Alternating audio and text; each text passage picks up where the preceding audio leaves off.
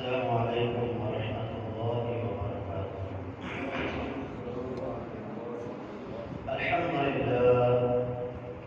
الحمد لله نحمده ونستعينه ونستغفره ونعوذ بالله من شرور أنفسنا ومن سيئات أعمالنا. من يهده الله فلا مضل له ومن يضلل فلا هادي له. أشهد أن لا إله إلا الله وحده لا شريك له وأشهد أن محمدا عبده ورسوله. اللهم صل على محمد وعلى آل محمد كما صليت على إبراهيم وعلى آل إبراهيم إنك حميد مجيد.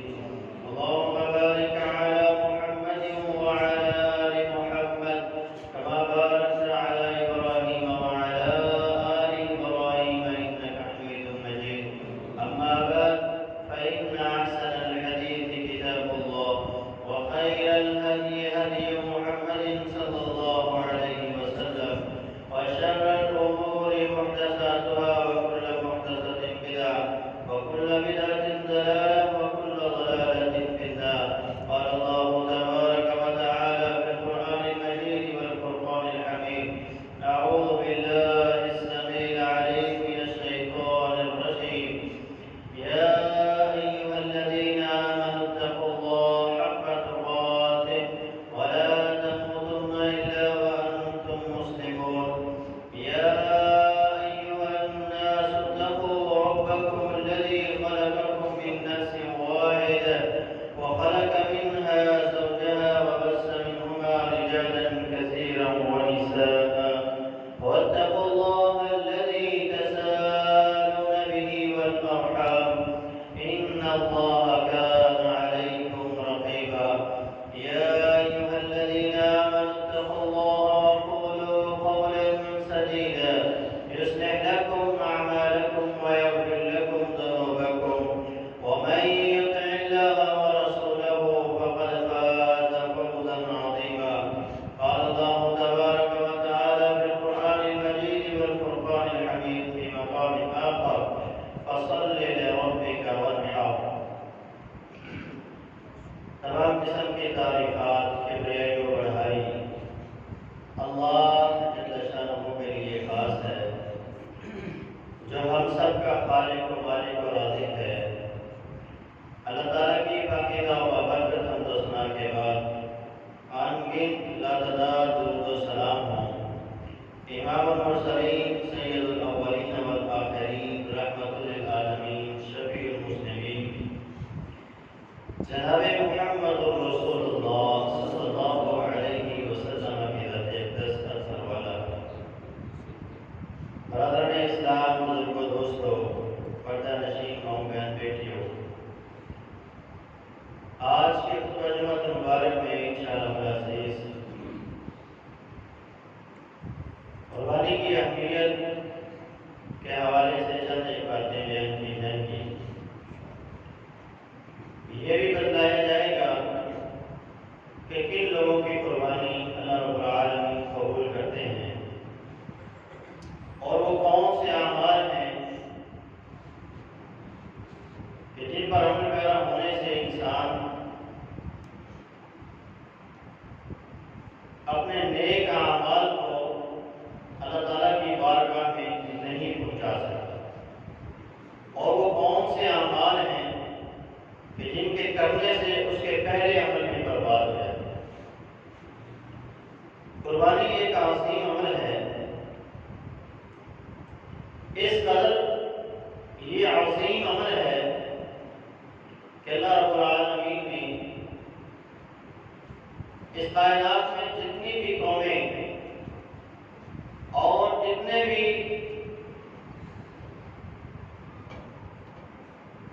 انبیاء مبعوث فرمائے انہیں اور ان کی امت کو قربانی کرنے کا حکم دیا، جیسا کہ قرآن مجید میں اللہ تعالیٰ نے ارشاد فرمایا: وَلِكُلِّ أُمَّةٍ جَعَلْنَا مَنسَكًا لِيَذْكُرُوا اسْمَ اللَّهِ، کہ ہر امت کے لیے ہم نے قربانی بنائی ہے، لیذکر اللہ علی ما رزقهم من بہیمۃ الانعام، تاکہ وہ جو چوپائے ان کے پاس ہیں ان پر اللہ تعالیٰ کا نام لیں، انہیں ذبح کریں، اللہ کے لیے قربان کریں۔ تو ہر امت کے اندر قربانی کا تصور ہے، انداز مختلف ہو سکتا ہے، لیکن ہر امت کے اندر رب تعالیٰ نے قربانی کا عمل رکھا ہے۔ سیدنا ابراہیم علیہ السلام سے پہلے سیدنا آدم علیہ السلام کے دور میں بھی قربانی کی۔ رب تعالیٰ نے سورہ المائدہ میں 6 پارے میں سیدنا آدم علیہ السلام کے 2 بیٹوں کا واقعہ بیان کیا۔ ان میں کسی معاملے میں اختلاف ہو گیا تو رب تعالیٰ نے انہیں قربانی پیش کرنے کا حکم دیا۔ اللہ تبارک و تعالیٰ نے ارشاد فرمایا وَاتْلُ عَلَيْهِمْ نَبَأَ ابْنَيْ آدَمَ بِالْحَقِّ إِذْ قَرَّبَا قُرْبَانًا فَتُقُبِّلَ مِنْ أَحَدِهِمَا وَلَمْ يُتَقَبَّلْ مِنَ الْآخَرِ۔ آپ ان پر آدم علیہ السلام کے 2 بیٹوں حابیل اور قابیل کا قصہ بیان کریں، انہیں پڑھ کے سنائیے کہ جب ان دونوں نے اللہ کے حضور قربانی پیش کی تو ان میں سے ایک کی قربانی قبول ہو گئی اور دوسرے کی قربانی رد کر دی۔ اس وقت قربانی کا جو تصور تھا، لوگ اللہ کے راستے میں جو چیز دیتے اسے رکھ دی جاتی اور آسمان سے آگ آتی، وہ جس کی قربانی، جس کا ہدیہ قبول ہونا ہوتا، اس کو آگ جلا کر خاک کر دیتی اور دوسرے کی قربانی کو چھوڑ دیتی۔ یہ بھی اللہ تعالیٰ کا اس امت کے اوپر احسان ہے کہ ہم جو قربانی بھی کریں گے، جو جانور بھی ذبح کریں گے، اسے ہم خود کھائیں گے، اپنے عزیز و اقارب کو کھلائیں گے، اپنے دوستوں کو کھلائیں گے، اپنے علاقے کے غرباء اور مساکین کو کھلائیں گے۔ یہ بھی اللہ کا ہمارے اوپر احسان ہے۔ بہرکیف قربانی کا جو تصور ہے یہ ہر امت کے اندر تھا، مگر جو انداز ابراہیم علیہ السلام نے اپنایا کہ جب اللہ رب العالمین نے انہیں خواب کے ذریعے یہ حکم دیا کہ آپ اپنے بیٹے کو میرے لیے ذبح کر دیجیے، تو سیدنا ابراہیم علیہ السلام اپنے بیٹے اسماعیل علیہ السلام کے پاس آتے ہیں اور کہتے ہیں یا بنیا انی ارا فی المنام انی اذبحک فانظر ماذا ترى۔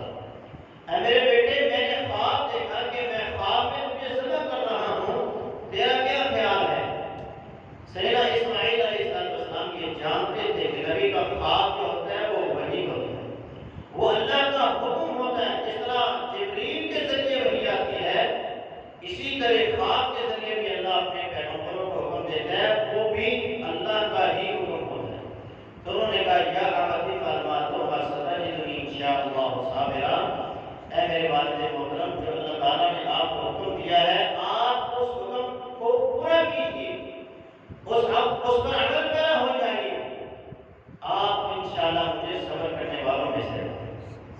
یعنی ذبح ہونا، گردن پہ چھری چلوانا، یہ بھی معمولی کام نہیں ہے۔ تو جب اسماعیل علیہ السلام اور ابراہیم علیہ السلام، قرآن کہتا ہے فلما اسلما وتلہ للجبین، دونوں اللہ کے لیے مطیع ہو گئے، اور ابراہیم علیہ السلام نے اسماعیل علیہ السلام کے چہرے کو زمین کے بل کر دیا تاکہ کہیں میں اپنے بیٹے کے چہرے کو دیکھ کر میرے دل میں باپ کی جو محبت ہے وہ جاگ نہ جائے، میں اللہ کے حکم کو پورا نہ کر سکوں۔ اپنے بیٹے کے چہرے کو زمین کی طرف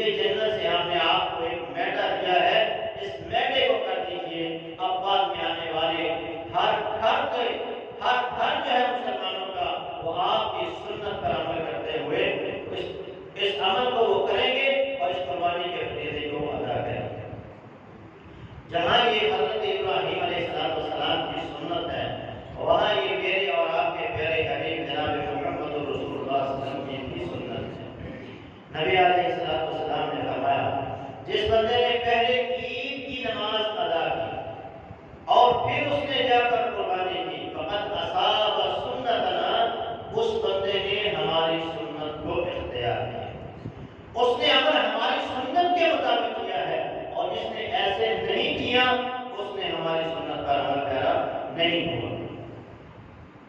آج بھی کچھ لوگ ایسے ہیں جو عید کی نماز سے پہلے یعنی فجر کی نماز کے بعد ہی اپنے جانوروں کو ذبح کر دیتے ہیں، یہ طریقہ غلط ہے۔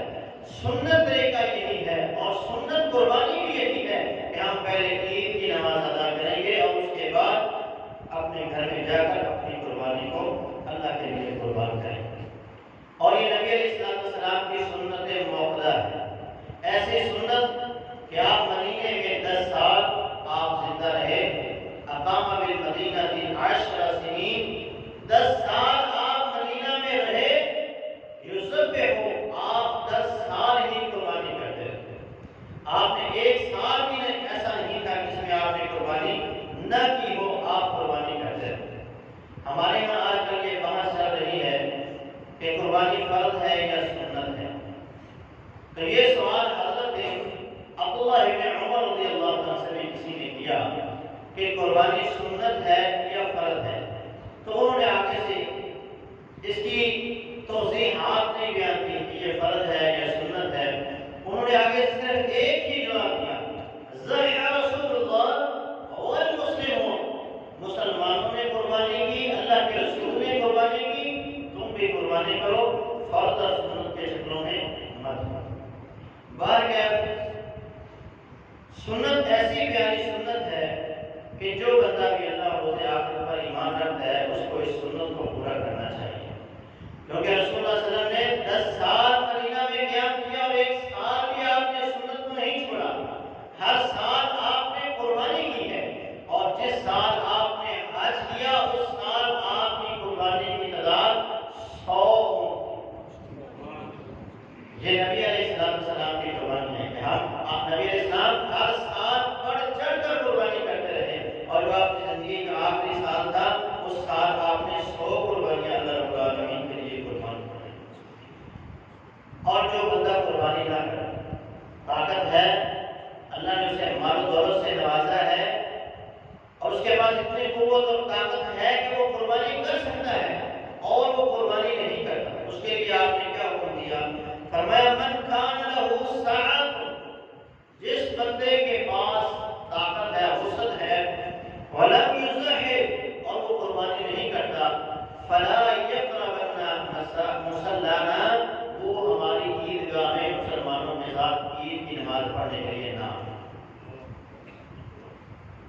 سنت فرض کے شکلوں میں نہ پڑھا، آپ اس حکم کو مد نظر رکھیں کہ اگر اللہ نے آپ کو طاقت دی ہے اور آپ قربانی نہیں کر رہے تو آپ کے لیے یہ وعید ہے۔ ہمارے یہاں کچھ اور بھی فلسفی قسم کے لوگ پائے جاتے ہیں، وہ کہتے ہیں کہ 1 2 3 4 قربانیوں کی بجائے ایک ہی قربانی کرو، باقی یتیم غریب مسکین بچیوں کی شادیاں۔ اللہ کے رسول صلی اللہ علیہ وسلم کے دور میں بھی یتیم غریب مسکین بچیاں تھیں، اللہ کے رسول صلی اللہ علیہ وسلم نے بھی 100 قربانیاں کی۔ اللہ نے اگر طاقت دی ہے 100 قربانیاں بھی کرے، اللہ نے اگر طاقت دی ہے مال و دولت سے نوازا ہے تو غریبوں کی بچیوں کی شادیاں بھی کرے، ہر حکم پر عمل کرے، ہر سنت کو آپ اپنائیں۔ یہ نہیں ہے کہ اس کو چھوڑ کر وہ کریں، اس کو چھوڑ کر وہ کریں، جس کی اللہ نے طاقت دی ہے، جو وقت ہے، جو ضرورت ہے، اس پر عمل پیرا ہونے چاہیے۔ قربانی کی فضیلت کے اوپر مارکیٹ میں بے شمار روایات پائی جاتی ہیں اور ہم اپنے خطباء سے، علماء سے سنتے ہیں، ان روایات کی کیا حقیقت ہے وہ بھی سمجھ پاتے ہیں۔ پہلی حدیث جو قربانی کی فضیلت میں پیش کی جاتی ہے، ما عمل ابن آدم من عمل یوم النحر احب الی اللہ من احراق الدم،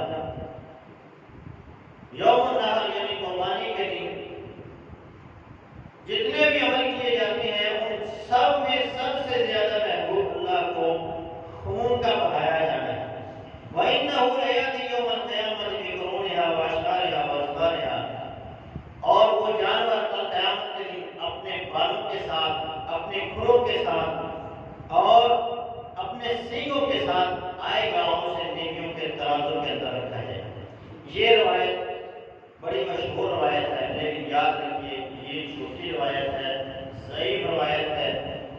रसूलुल्लाह सल्लल्लाहु अलैहि वसल्लम से साबित होना साबित नहीं। दूसरी हदीस जो पेश की जाती है उलमा से हम सुनते हैं वो है मा हादिहिल उज़ाहिया, अल्लाह के रसूल ये जो कुर्बानियां हम करते हैं इनमें क्या है, इनकी क्या हैसियत है। तो इसके जवाब में कहा गया सुन्नत अबीकुम इब्राहीम, ये तुम्हारे बाप इब्राहीम अलैहिस्सलाम की सुन्नत है। तो सहाबा ने कहा मालना या रसूलल्लाह, हमारे लिए इसके करने में क्या सवाब है। तो आपने फरमाया बिकुल्लि शाअतिन हसना, हर बाल के बदले अल्लाह तुम्हें नेकी अता फरमाए। याद रखिए ये हदीस भी मौजू है, ज़ईफ। इस हदीस का कुछ हिस्सा जो है वो कुरान से साबित है। ये हदीस जो है अपने सनद के एतबार से रसूलुल्लाह सल्लल्लाहु अलैहि वसल्लम तक नहीं पहुंची, लेकिन इसका पहला हिस्सा है कि सुन्नत अबीकुम इब्राहीम, ये तुम्हारे बाप इब्राहीम अलैहिस्सलाम की सुन्नत है, ये कुरान से साबित है। जैसा कि शुरू में मैंने बताया कि अल्लाह रब्बुल आलमीन ने फरमाया व तरकना अलैहि फिल आखिरीन, तेरा ये अमल, तेरा ये तरीका हमने बाद वालों के लिए अब जारी और सारी कर दिया। तो ये गोया इब्राहीम अलैहिस्सलाम की सुन्नत तो है, इसमें कोई शक नहीं, लेकिन ये रवायत इन अल्फाज के साथ रसूलुल्लाह सल्लल्लाहु अलैहि वसल्लम से साबित नहीं है। सैयदा फातिमा रज़ियल्लाहु अन्हा के हवाले से एक रवायत पेश की जाती है कि आपने फरमाया फातिमा जब तुम्हारा जानवर ज़बह किया जाए तो अपने जानवर के पास आके खड़े हो जाओ, जब उसका खून का कतरा जमीन पे गिरेगा तो अल्लाह तुम्हारे सारे गुनाहों को माफ करवा दे। जिन जिन की तरफ से कुर्बानी की जाएगी उन सब के गुनाहों को माफ कर दिया जाएगा। ये रवायत भी मुनकर है, यानी अखीर दर्जे की ज़ईफ रवायत है। तो ये भी बड़े जोर शोर से बयान की जाती है। कुर्बानी के जानवर के पास खड़ा होना, उसको हाथ फेरना, छुरी को हाथ लगाना, इस तरह का कोई तरीका रसूलुल्लाह सल्लल्लाहु अलैहि वसल्लम से साबित नहीं है।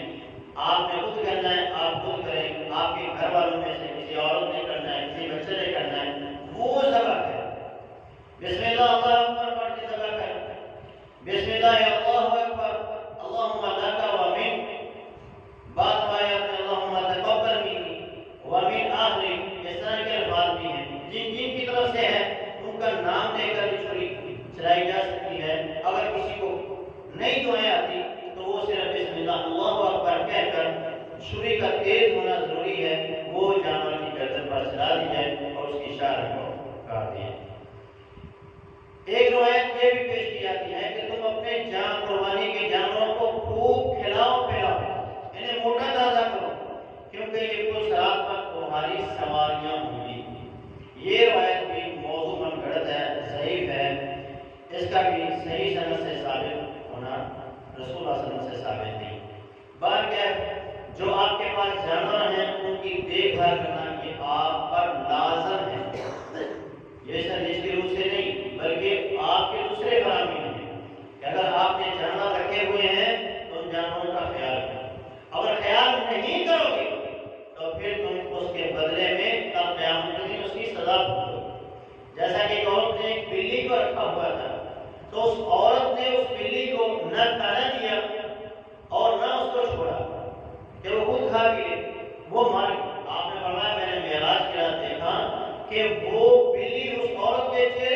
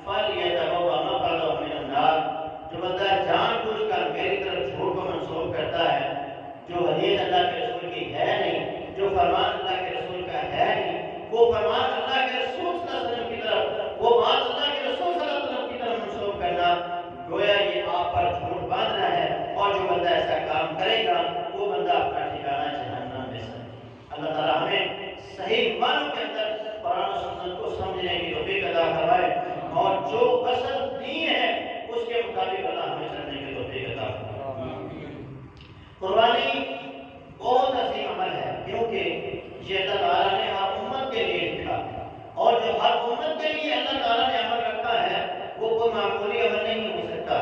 اس کی جزا کیا ہے وہ اللہ رب العالمین بندے کے خلوص کے حساب سے بندے کو عطا فرمائے.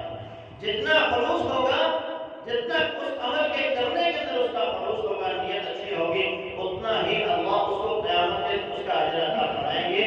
ہمیں احادیث کے اندر اس کا اجر جو بیان ہوا ہے وہ نہیں ملا کہ حدیث میں اللہ کے رسول صلی اللہ علیہ وسلم کی طرف سے اس کا کوئی عمل بیان کیا گیا ہو، کوئی اجر بیان کیا گیا ہو.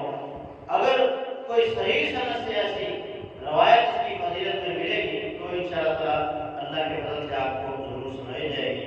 بلکہ ابھی تک میری طرف میں ایسی کوئی مجھے نہیں ملی جو میں قربانی کی فضیلت کے اوپر آپ کو بیان کر سکوں.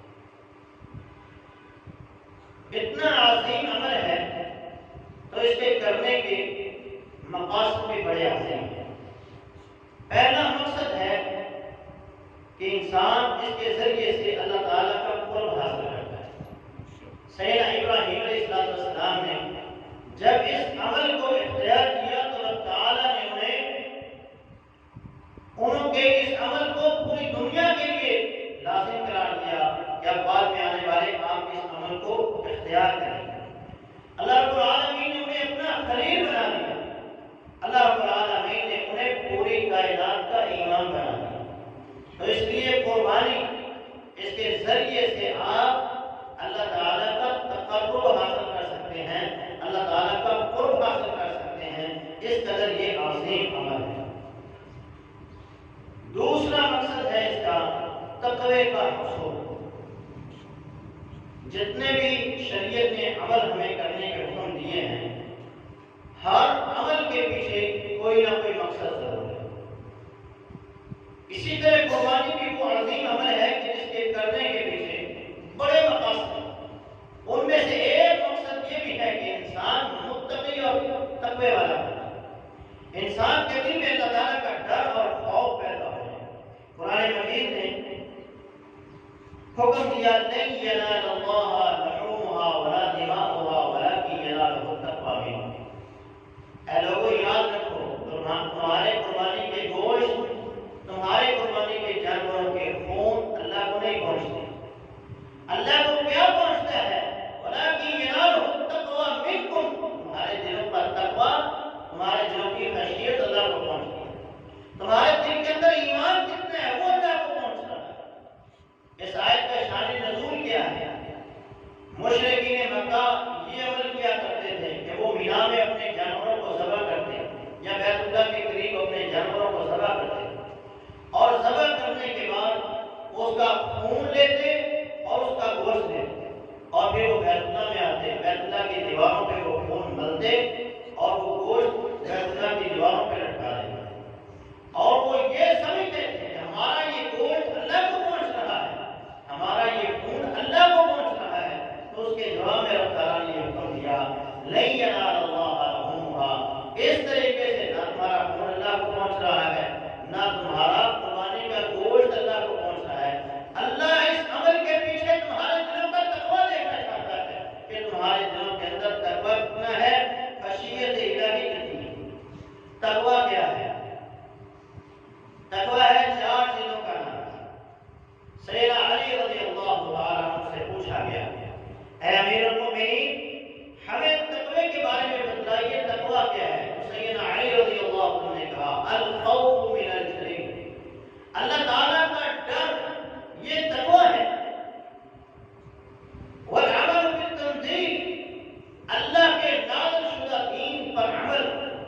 والقناعۃ بالقلیل جتنا رب نے دیا ہے اس کا شکر کرنا. والاستعداد لیوم الرحیل کوچ کے دن کی تیاری، موت کی تیاری، آخرت کی تیاری. چار کام کرنے والا بندہ متقی ہے جس کے اندر یہ چار کوالٹیاں پائی جائیں گی. وہ بندہ متقی ہوگا، وہ بندہ اللہ کے جو اللہ کو اس عمل سے مطلوب ہے تقوی، وہ اگر اس بندے کے اندر پائی جا رہی ہے تو وہ سمجھ لے کہ وہ متقی انسان ہے. تو قربانی کرنے کا ایک مقصد یہ بھی ہے کہ ہمارے دلوں میں اللہ تعالیٰ کا تقوی اور ڈر پیدا ہو جائے. تیسرا مقصد ہے احسان کا جذبہ پیدا کرنا. کیونکہ ہم اللہ کے لیے جب اپنے جانوروں کو ذبح کر سکتے ہیں تو اللہ کے حکم پر دوسرے کام بھی ہم کریں. اللہ کی رضا کے لیے ہم اپنے جانوروں کو کاٹ کر اپنا پیسہ لگا کر اپنے جانوروں کو ذبح کر کے اس کا گوشت بنا کر اپنے محلے کے، اپنے علاقے کے، اپنے رشتے داروں جو غریب ہیں جنہوں نے جانور ذبح نہیں کیے ان کے گھروں میں ہم کو گوشت پہنچاتے ہیں. تو یہ احسان کا جذبہ ہے جو اللہ مسلمانوں کے دلوں کے اندر دیکھنا چاہتا ہے. اور صحابہ کے دلوں میں یہ احسان کیسا تھا؟ وہی احسان اللہ ہمارے دلوں کے اندر دیکھنا چاہتا ہے. اس عمل کی وجہ سے کہ تم جانور ذبح کر سکتے ہو تو ان کے لیے دوسری قربانیاں بھی تمہیں دینا ہوگی. صحابہ کرام غزوہ موطا میں سیدنا ابو جان انصاری رضی اللہ عنہ فرماتے ہیں ہم اس جنگ میں شریک تھے، میرے چچا زاد بھائی بھی اس جنگ میں شریک تھے. تو وہ مجھے ملنے رہے تو میں نے پانی کا ایک مشکیزہ لیا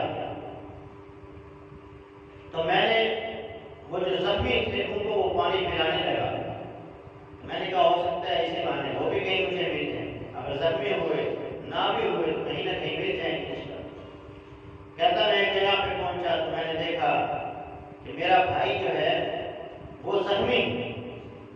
میں اس کے قریب ہو کے پہنچا تو میں نے اسے کہا کیا تجھے پینے کے لیے پانی چاہیے؟ تو اس نے سر سے اشارہ کیا ہاں. کہا جیسے ہی میں نے مشکیزے کا منہ اس کے قریب کیا تو پاس سے آواز آئی پانی. تو اس نے کہا مجھے چھوڑو پہلے اس کو. تو کہتا ہے میں جب اس کے پاس پہنچا اس کو دینے لگا تو قریب سے پھر آواز آئی پانی. تو اس نے کہا مجھے چھوڑو پہلے اس کو دو. کہا جب میں اس کے پاس پہنچا تو اللہ کو پیارا ہو چکا تھا. میں واپس دوڑ کے پہلے ایک دوسرے کے پاس آیا تو وہ بھی اللہ کو پیارا ہو چکا تھا. میں اپنے بھائی کے پاس آیا تو وہ بھی اللہ کو پیارا ہو چکا. یہ احسان کہ اپنی ذات پر اپنے دوسرے مسلمانوں کو ترجیح دینا، خود بھوکے رہ کر دوسروں کو کھلانا، یہ قربانی کے مقاصد میں سے ہے. کہ اللہ کہتا ہے وَأَطِعُوا الْقَانِعَ وَالْمُعْتَرَ، جو وَأَطِعُوا الْبَائِسَ الْفَقِيرَ، جو تمہارے پاس بھوکے ہیں ان کو کھلاؤ، جن کا کوئی کمانے والا نہیں ہے ان کو دو، جو تمہارے دروازے پہ آ جائے اسے دو، جو نہیں مانگتے ان کے گھروں میں پہنچاؤ. تو یہ قربانی کے مقاصد ہیں کہ آپ اپنے جانور کو اپنے پیسے سے ذبح کر کے آپ اپنے مسلمان بھائیوں کو، اپنے محلے کے رہنے والوں کو، اپنے دوستوں کو جن کے پاس گوشت نہیں ہے، جو سال ہر سال جو پورا سال گوشت نہیں کھاتے ان کے گھروں میں یہ گوشت پہنچاؤ. تو اللہ رب العالمین یہ احسان کا جذبہ ہمارے اندر دیکھنا چاہتا ہے. یہ مقاصد ہے قربانی. اتنے عظیم مقاصد والا عمل جو ہے وہ ایسے ہی قبول نہیں ہو جاتا. اس کی قبولیت کے لیے بھی شرائط. جس طرح ہم قربانی کا جانور لینے کے لیے جب جاتے ہیں تو اس کے اندر پوری شرائط دیکھتے ہیں. یہ لنگڑا تو نہیں، یہ کانا تو نہیں، یہ کان کٹا تو نہیں، اس کے اندر کوئی اور نقص تو نہیں، یہ بیمار تو نہیں. یہ سارے نقص ہم دیکھتے ہیں. کیوں؟ کیونکہ ایسے جانور کی قربانی اللہ قبول نہیں کرے. تو ایسا بندہ جس کے اندر نقص پائے جاتے ہیں اس بندے کی قربانی بھی، اس بندے کا عمل بھی اللہ کے یہاں قبول نہیں ہوتا.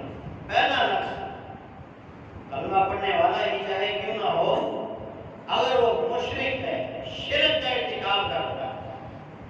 ہمارے یہاں یہ بڑی بات مشہور ہے کہ نبی اسلام نے فرمایا کہ میں تمہارے اندر اپنے بعد شرک سے نہیں ڈرتا بلکہ شرک خفی سے ڈرتا. اس کا معنی علماء نے غلط بیان کیا اور امت کو گمراہ کر دیا کہ تم لوگ شرک کر ہی نہیں سکتے. کیوں نہیں کر سکتے؟ جب چوری کرنے والا چور ہوگا، جب شراب پینے والا شرابی ہوگا، جب زنا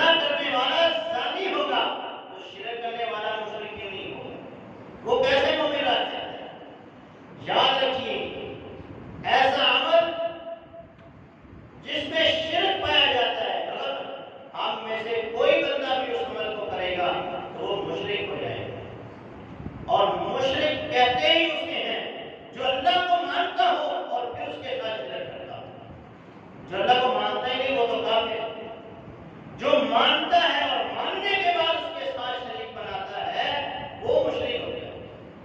تو یاد رکھیے یہ بات اللہ کے رسول نے صحابہ سے کہی ہے، کیونکہ صحابہ کے ایمان اللہ کے رسول جانتے تھے کہ ان کے ایمان اتنے مضبوط ہیں کہ یہ شرک نہیں کر سکتے۔ ریاکاری ان کے اندر آ سکتی ہے۔ ریاکاری کیسے؟ یہ چھوٹے چھوٹے عمل جس کی وجہ سے آپ ڈرتے تھے وہ ان کے اندر آ سکتے تھے، اس لیے آپ نے ان سے بھی متنبع کر دیا کہ ان اعمال سے بھی تم لوگوں نے اپنے آپ کو بچانا ہے۔ لیکن یاد رکھیے شرک امت کے اندر ہوگا، جب کوئی شرک کرے گا تو وہ مشرک ہوگا، اور مشرک کا کوئی عمل اللہ کے ہاں قبول نہیں ہے۔ مشرکین مکہ کو مشرک کیوں کہا جاتا ہے؟ کیونکہ وہ اللہ کو مانتے، یعنی کہ وہ اللہ کو مانتے نہیں۔ ان کا یہ دعویٰ تھا اصل ابراہیمی ہم ہیں، ابراہیم علیہ السلام کی نسل سے ہم ہیں، ہم مشرک نہیں ہیں، ہم اللہ کو مانتے ہیں۔ اور بیت اللہ میں جو سب سے بڑا بت تھا وہ حضرت ابراہیم علیہ السلام کا انہوں نے بنایا ہوا۔ اور جب فتح مکہ کے دن اللہ کے رسول صلی اللہ علیہ وسلم نے بتوں کو توڑا تو آپ نے ضرب لگائی اور کہا جو بت شکن تھا جس نے بتوں کو توڑا تھا اس کا ایک بت ان ظالموں نے بنا کے یہاں رکھا ہوا۔ تو یاد رکھیے شرک کرنے والے کا کوئی عمل بھی اللہ کے ہاں قبول نہیں ہوگا۔ اپنے ایمان کو چیک کرتے رہیں، عقیدہ توحید کو پڑھتے رہیں، کتاب التوحید کو پڑھیے، قرآن کے واقعات کو پڑھیے، قوموں کے اندر جو شرک پایا جاتا تھا اس کو پڑھیے کہ ان کے اندر کیا کیا شرک پایا جاتا تھا کہ جس کی وجہ سے اللہ نے انہیں تباہ و برباد کر دیا۔ اللہ رب العالمین فرماتے ہیں اللہ پر ایمان رکھنے والے، آخرت پر ایمان رکھنے والے اور اللہ کے ساتھ شرک کرنے والے یہ کبھی برابر نہیں ہو سکتے۔ لا یستوون عند اللہ، چاہے وہ بیت اللہ کی تعمیر کرنے والے کیوں نہ ہو، چاہے وہ مسجد بنانے والے کیوں نہ ہو، چاہے وہ نیکی کے کام کرنے والے کیوں نہ ہو۔ اللہ کہتا ہے اجعلتم سقایۃ الحاج وعبادۃ المسجد الحرام کمن آمن باللہ والیوم الآخر لا یستوون عند اللہ۔ یاد رکھو یہ عمل جتنے مرضی نیکی کے کرتے رہیں، اگر اللہ کے ساتھ شرک کرنے والے ہیں تو ان کا کوئی عمل بھی اللہ کے ہاں قبول نہیں ہوگا۔ تو یاد رکھیے مشرک کی قربانی اللہ کے ہاں قبول نہیں ہوگی۔ قربانی کی قبولیت میں شرط تقوی ہے۔ عقیدہ توحید کے ساتھ ساتھ تقوی کی دولت سے بندے کو مالا مال ہونا چاہیے، اللہ کا ڈر اور خوف اس کے دل کے اندر ہونا چاہیے، اللہ کی حلال کردہ چیزوں کو حلال اور حرام کردہ چیزوں کو حرام سمجھنے والا ہو۔ یہ نہ ہو کہ اللہ کی حرام کردہ چیزوں کو حلال سمجھنے والا ہو اور نڈر ہو کے اپنی زندگی گزار رہا ہو اور قربانیاں کرتا جائے۔ یاد رکھے اس کی قربانیاں قبول نہیں ہیں۔ اللہ نے قرآن میں جو ٹوک الفاظ میں فرمایا انما یتقبل اللہ من المتقین، اللہ اس کی قربانی قبول کرتا ہے جو متقی ہوتا ہے۔ تو متقین بنیے، متقین والے اعمال کیجیے اور ان کی صفات کو اپنے اندر پیدا کیجیے۔ تیسری چیز ہے جس سے اللہ تعالیٰ بندے کی قربانی کو قبول کرتے ہیں اور وہ ہے حلال مال سے قربانی کی جائے۔ رشوت کے مال سے، سود کے مال سے، ہیرا پھیری کے مال سے، دھوکہ دہی کے مال سے، فراڈ کے مال سے، لوگوں کا حق غصب کر کے اس مال سے قربانی کرنے والا، اللہ کی حرام کردہ چیزوں کی خرید و فروخت کر کے قربانی کرنے والا، یاد رکھے اس کی قربانی قبول نہیں ہوتی۔ اللہ کے ہاں قربانی اس بندے کی قبول ہے جو محنت اور مزدوری سے، جو اپنی حلال کمائی سے، حلال تجارت سے اللہ کے راستے میں قربانی کرے گا، اس کی قربانی اللہ قبول فرمائے گا۔ آپ نے فرمایا من جمع مال حراما ثم تصدق به، وہ بندہ جو مال جمع کرتا ہے، حرام مال جمع کر رہا ہے پھر صدقہ کرتا ہے، لم یکن له فیہ اجر، اس کے اندر کسی قسم کا کوئی اجر نہیں ہے، وکان اسرہ علیہ، اس کا ثواب ملنا تو دور کی بات ہے، اللہ کے رسول نے فرمایا اس کا گناہ اس کے اوپر ہے۔ اس لیے حلال مال سے قربانی کیجیے، کوئی ایسا مال اللہ کے راستے میں نہ دے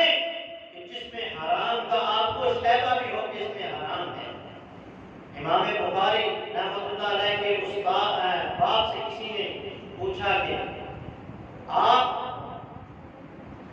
حلال و حرام میں بڑی تمیز کرتے ہیں، تو انہوں نے کہا میں اس قدر اپنے مال پر نظر رکھتا ہوں کہ اگر میرے پاس 20 درہم ہے تو مجھے اس پہ اتنا بھروسہ ہے کہ اس میں سے ایک بھی ایسا نہیں ہے کہ جس میں حرام کا شیبہ پایا جاتا۔ جب انہوں نے اپنے بیٹے کو حلال کمائی کھلائی تو اللہ نے اسے مسلمانوں کا محدثین کا امام بنا دیا اور اس کی لکھی ہوئی کتاب پڑھتا ہے قرآن کے بعد درجہ آتا ہے۔ اس لیے حلال مال اللہ کے راستے میں خرچ کریں اور حلال مال بھی اللہ کے لیے دیں، حرام مال خرچ نہ کیجیے، نہ خود کھائیں نہ اپنے بچوں کو کھلائیں، کیونکہ وہ جسم جس میں حرام کی ملاوٹ ہوگی، جو جسم حرام کمائی سے بڑا ہوگا، یاد رکھیے وہ جہنم کے سوا کسی چیز کا حقدار نہیں ہے، وہ صرف اور صرف آگ کا مستحق ہے، وہ جنت میں جانے کے قابل نہیں ہے۔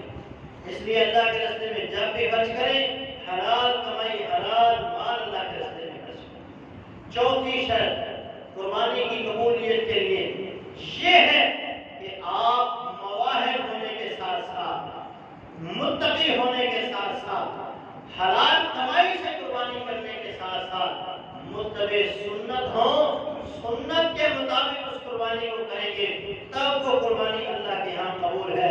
رب تعالیٰ نے ارشاد فرمایا یا ایھا الذین آمنوا لا تبطلوا اعمالکم یا ایھا الذین آمنوا اطیعوا اللہ واطیعوا الرسول ولا تبطلوا اعمالکم، اے لوگو اللہ کی اور اس کے رسول کی اطاعت کرو اور اپنے اعمال کو باطل مت کرو۔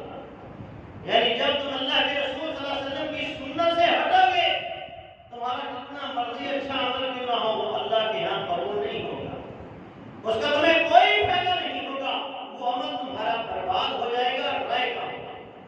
نبی علیہ السلام نے عید کی نماز پڑھنے کے لیے جب آپ جا رہے تھے تو آپ نے ایک گھر سے خون نکلتے ہوئے دیکھا، تو آپ نے عید کے خطبے میں پھر یہ بات بیان فرمائی کہ جس نے پہلے عید کی نماز پڑھی پھر اس نے قربانی کی فقد اصاب سنتنا، اس بندے نے ہماری سنت پر عمل کیا، اس بندے کی قربانی قبول ہوگی، اور جس نے ایسا نہیں کیا اس کی قربانی اللہ کے ہاں قبول نہیں ہے، اور جس نے ایسا کیا اس کو چاہیے کہ وہ ایک اور جانور لا کے دوبارہ اس کی جگہ پہ ذبح کرے۔ تو اس لیے سنت کے مطابق عمل ہوگا۔ یہ 4 شرائط پائی جائیں گی جو آپ کی قربانی اللہ کے ہاں قبول ہوگی۔ کچھ ایسے اعمال بھی ہیں کہ جو آپ کے نیک اعمال کی قبولیت کی راہ میں رکاوٹ ہے، وہ کیا ہے؟ پہلا، رشتہ داری کو توڑنا۔ آپ بڑی سے بڑی قربانی کریں، لیکن اگر آپ رشتہ داریوں کو توڑنے والے ہیں تو آپ کی یہ اعمال اللہ کے ہاں پیش نہیں کیے گئے۔ آپ مواحد ہیں، آپ حلال مال سے قربانی کر رہے ہیں، سنت کے مطابق کر رہے ہیں، متقی بھی ہیں، اس کے باوجود آپ کا عمل اللہ کے ہاں پیش نہیں کیا جائے گا، آپ کی قربانی اللہ کے ہاں پیش نہیں کی جائے گی، کیونکہ آپ رشتہ داری کو توڑنے والے ہیں۔ رسول اللہ صلی اللہ علیہ وسلم کی حدیث آپ نے فرمایا ان اعمال بنی آدم کے سارے اعمال جو ہے تعرض کل خمیس لیلۃ الجمعہ، ہر جمعرات کو، جمعے کی رات یعنی جمعرات کے دن بندے کے اعمال اللہ کے ہاں پیش کیے جاتے ہیں۔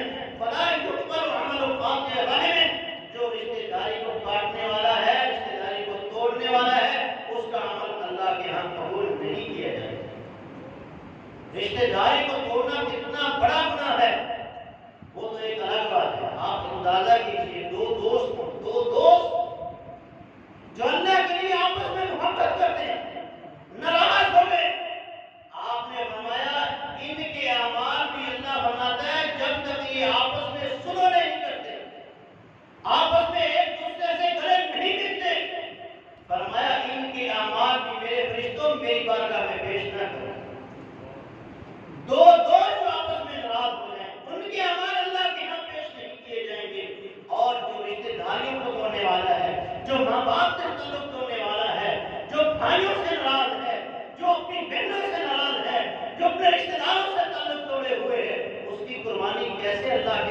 پہنچے گی اور کیسے وہ قبولیت کے درجے کو پہنچے گی۔ 3 بندے اور ہیں جن کے بارے میں آقا علیہ السلام نے فرمایا ان کے اعمال چاہے فردی ہیں چاہے نفلی ہیں کوئی بھی اللہ قبول نہیں کرتا۔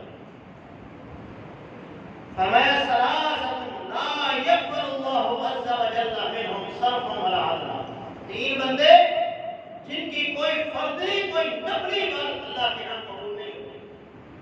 پہلا بندہ عاقل، وہ جس کے والدین اس سے ناراض ہیں، والدین کا نافرمان، اس بندے کی کوئی فردی عبادت یعنی وہ نمازیں پڑھ رہا ہے، روزے رکھ رہا ہے، حج کر رہا ہے، صدقات و خیرات کر رہا ہے، کوئی عمل بھی اللہ کے ہاں قبول نہیں۔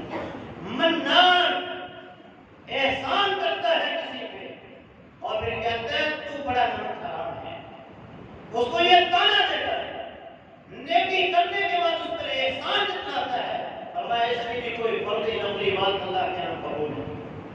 مقدم بالقدر، تقدیر کا منکر، تقدیر کو جھٹلانے والا، اس بندے کی بھی فردی نفلی عبادت کوئی بھی اللہ کے ہاں قبول نہیں۔ 3 اور بندے جن کی بھی کوئی عبادت، جن کی نمازیں، جن کے روزے اللہ کے ہاں قبول نہیں ہوتی۔ السکران، نشئی آدمی جو نشہ طرف نہیں کرتا، جو شراب نہیں چھوڑتا، جو ہیروئن اور چرس نہیں چھوڑتا، اس بندے کی بھی اللہ کے ہاں کوئی عبادت قبول نہیں۔ والمرأة الصابرة عليها زوجها، وہ عورت جس کا خاوند اس سے ناراض ہو، وہ جتنی مرضی نمازیں پڑھتی رہے، جتنی مرضی قربانیاں دیتی رہے، جتنے مرضی صدقات و خیرات کرتی رہے، اس کا کوئی عمل اللہ کے یہاں قبول نہیں۔ والعبد العابد حتى يرجع، اور وہ غلام جو اپنے مالک کی اجازت کے بغیر بھاگ گیا، اب وہ جتنی مرضی نمازیں پڑھتا رہے، اس کی کوئی نماز اللہ کے یہاں، کوئی عبادت اللہ کے یہاں قبول نہیں ہے، یہاں تک کہ وہ واپس آئے اپنے مالک سے کہے کہ مجھ سے غلطی ہو گئی، مجھے معاف کر دیں، پھر اس کی عبادت اللہ کے یہاں قبول ہوئی۔ چوتھا عمل کہ جس کے ذریعے سے بندے کی عبادت قبول نہیں ہوتی، آپ نے فرمایا جو بندہ حدود اللہ کے نافذ کرنے میں رکاوٹ بنتا ہے۔ ایک بندے نے قتل کیا، اب اس کو سزا ہو گئی، اس کو قتل کر دیا جائے، ایک بندہ بیچ میں رکاوٹ ڈال رہا ہے، نہیں اس کو قتل نہ کیا جائے، رسا کو مجبور کر رہا ہے، عدالت پہ زور ڈال رہا ہے، اس طرح کا وہ کام کر رہا ہے کہ وہ رکاوٹ بن رہا ہے کہ حد نافذ نہ کی جائے، فرمایا اس بندے کی بھی اللہ کوئی عبادت قبول نہیں کرتا۔ لعنت اللہ علیہ والملائکۃ والناس اجمعین ولا يقبل الله من صرف ولا عدل، اس بندے کی بھی کوئی عبادت قبول نہیں، اللہ بھی لعنت کرتا ہے، فرشتے بھی لعنت کرتے ہیں اور تمام کائنات کے لوگ اس بندے کے اوپر لعنت۔ کچھ ایسے اعمال بھی ہیں کہ جن کی وجہ سے انسان کے کیے ہوئے عمل بھی برباد ہو جاتے ہیں۔ پہلے بتایا تھا کہ کن لوگوں کے عمل اللہ کے یہاں قبول نہیں ہوتے، دوسری یہ چیز بتائی تھی کچھ ایسے عمل ہیں جو نیک اعمال اللہ کی بارگاہ میں پہنچنے میں رکاوٹ ہیں، کہ بندے کے عمل قبول نہیں ہوتے۔ کچھ ایسے ہیں کہ جن کے کرنے سے بندے کے ساری نیکیاں ضائع ہو جاتی ہیں۔ وہ کیا ہے؟ پہلا ہے ارتداد، دین اسلام سے انکار، پھر جائے مرتد ہو جانا، اسلام کو چھوڑ دینا، اس بندے کے سارے عمل جو ہے وہ برباد ہو جاتے ہیں۔ کوئی بھی بندہ جو رسول اللہ صلی اللہ علیہ وسلم کی شان کے اندر گستاخی کرے گا، اس کے زندگی کے سارے عمل برباد ہو جائیں گے۔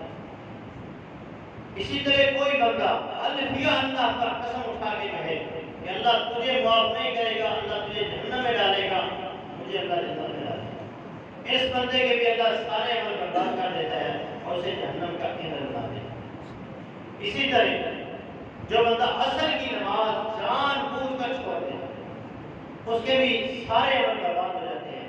فرمایا من ترک صلاۃ العصر فقد حبط عملہ، جس نے عصر کی نماز کو چھوڑ دیا اس کے بھی سارے عمل برباد ہو۔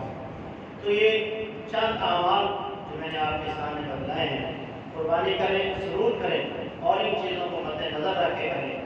جب آپ ان چیزوں کو مد نظر رکھ کے قربانی کریں گے، یقیناً اللہ تعالیٰ ہماری قربانی کو قبول کرے گا اور وہ شرف قبولیت کو پہنچے گی اور اس کا فائدہ ہوگا۔ اگر ان میں سے جو میں نے آپ کو اعمال بتائے ہیں کوئی بھی ہمارے اندر پایا گیا گیا، ہم جتنی مرضی باتیں کرتے رہیں وہ ساری بیکار ہیں۔ احتیاط پہلے ہے اور اس کے بعد نیک اعمال ہے، اس لیے پہلے احتیاط کیجیے۔ وہ سارے اعمال جو ہیں ان سے اپنے آپ کو بچائیے جو ہماری نیکی کی راہ، قبولیت کی راہ میں رکاوٹ ہیں، ہمارے اعمال کی بربادی کی کا سبب بن سکتے ہیں، ان سے اپنے آپ کو بچانے کی کوشش کریں اور ساتھ ساتھ اچھی نیت رکھ کر نیک اعمال کرتے رہیں۔ انشاءاللہ تعالیٰ ہر عمل کا اللہ تعالیٰ فرمائے گا۔ اقول قولی ھذا استغفر اللہ لی و لکم۔